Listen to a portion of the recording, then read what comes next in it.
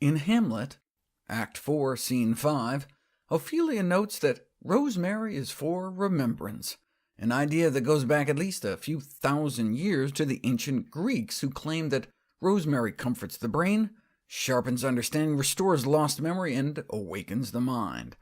After all, plants can be considered little chemical factories that manufacture all sorts of compounds that could have neuroprotective benefits. So let's cut down on processed foods, eat lots of phytonutrient-rich whole plant foods, including, perhaps, a variety of herbs. Even the smell of certain herbs may affect how our brain works. Unfortunately, I've found much of the aromatherapy literature scientifically unsatisfying.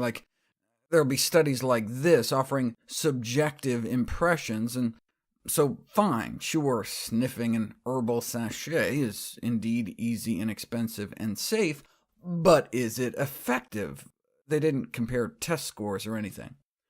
Even when there is a control group where researchers had people do a battery of tests in a room that smelled like rosemary, lavender, or nothing, and even when they did compare test results, the lavender appeared to slow them down, impair their performance, whereas the rosemary group seemed to do better.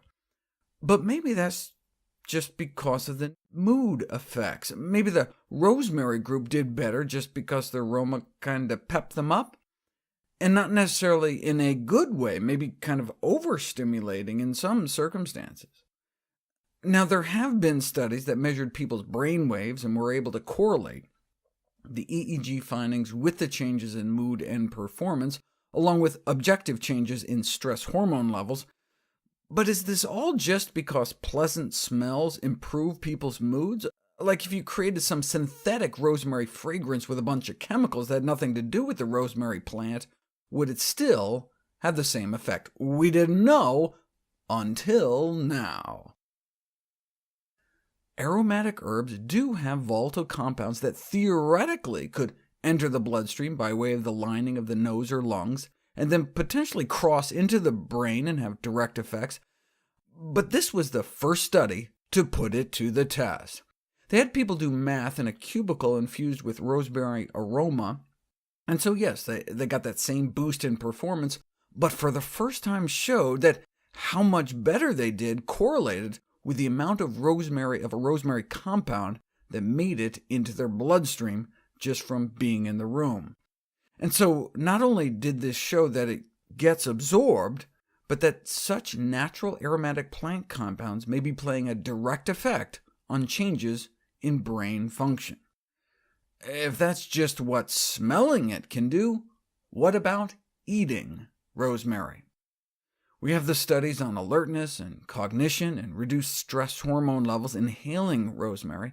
However, there were no clinical studies on cognitive performance following ingestion of rosemary until now. Older adults, average age 75, were given 2 cups of tomato juice, with either nothing or a half teaspoon of powdered rosemary, which is what one might use in a typical recipe, or a full teaspoon, 2 teaspoons, or over a tablespoon of rosemary powder. And they even gave them some placebo pills to go with it to even further eliminate any placebo effects. Speed of memory is a potentially useful predictor of cognitive function during aging, and what they found is that the lowest dose had a beneficial effect, accelerating their processing speed, but the highest dose impaired their processing speed, maybe because the half-teaspoon dose improved alertness, while the 4-teaspoon dose decreased alertness. So rosemary powder at the dose nearest to normal culinary consumption demonstrated positive effects on speed of memory. The implicit take-home message being more isn't necessarily better. Don't take high-dose herbal supplements, extracts, tinctures. Just cooking with spices is sufficient. A conclusion no doubt pleasing to the spice company that sponsored the study. No side effects were reported, but that doesn't mean you can eat the whole bush. This poor guy swallowed a rosemary twig, which punctured through the stomach into his liver, causing an abscess from which 2 cups of pus and a 2-inch twig was removed. So explore herbs and spices in your cooking, branch out, just leave the branches out.